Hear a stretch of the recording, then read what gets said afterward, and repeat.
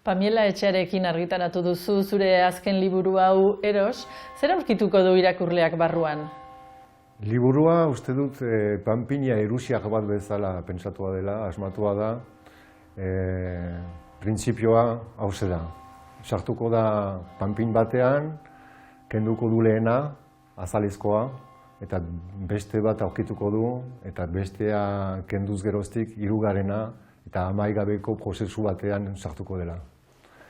Eta hor, bai, poesia liburua aurkituko du, azaletik emana, zaila poesia deitzen baita, Pamielakoa, baina nik esango nizuke ez dela bakarik poesia liburua.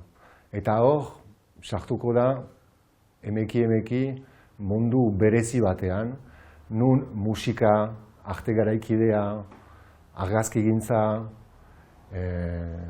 eta beste alor guztiak gurutzatuko dituela.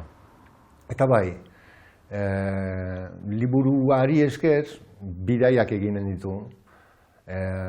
Bai egonen da hemen eskalerian, baita ere eskaleritik kanpo, joanen da erizeri, nik egin dudan bidaia berdeskuritzeko, ber asmatzeko, ber egiteko. Eta hauze da, gutxi gora bera, Erosen aurkitzen dena. Idazle izatea, nazkagarriak diren kanpoko interferentziak iragaztea da.